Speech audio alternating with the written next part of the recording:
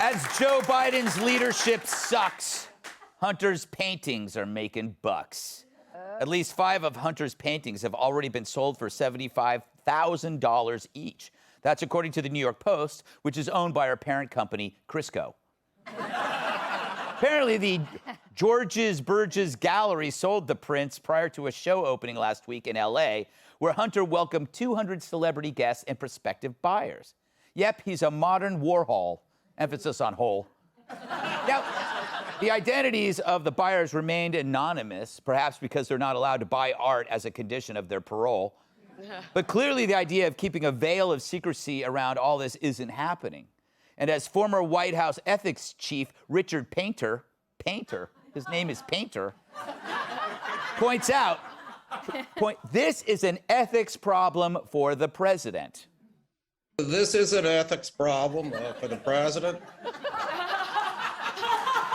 See, I told you he was going to say that. Continue.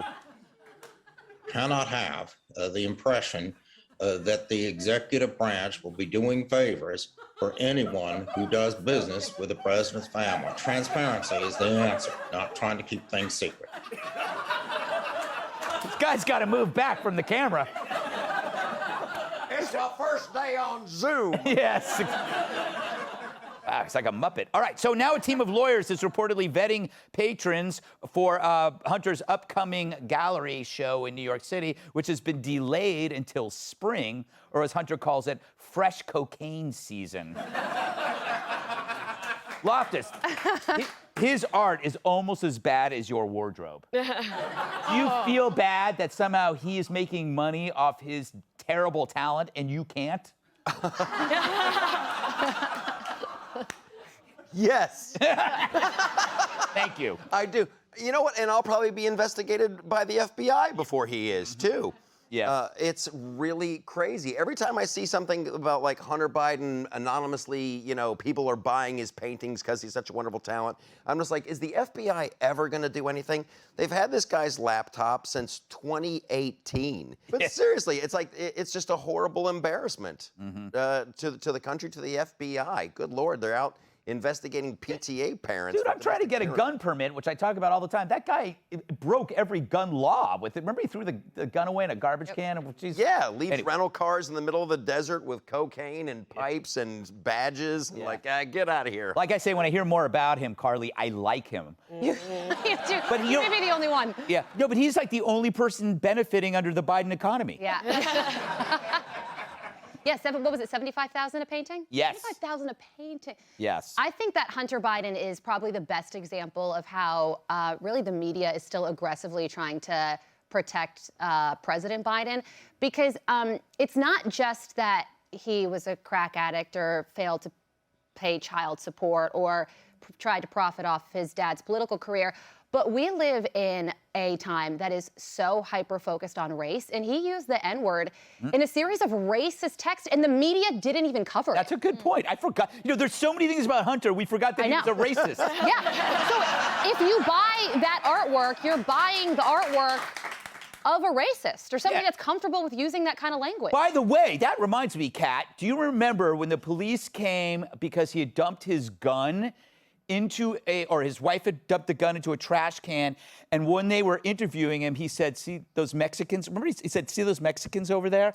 Probably illegal. Yeah. Probably. Do you remember that? I mean, do you remember that story? Yeah, that's an All right, did I dream this? No.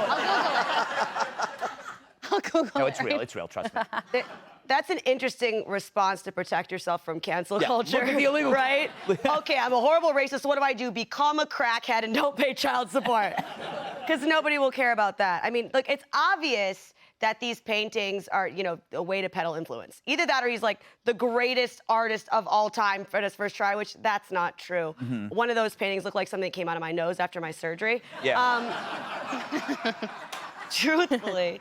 But the sad thing is that we even live in a political system where having the favor of the executive's son is even worth anything. Because that's not how it was supposed to be. Like, when this country was set up, you could be the president's best buddy in the world, and it wouldn't matter because they didn't have all this power and control over all of our daily lives. Those decisions are supposed to be made by the individual.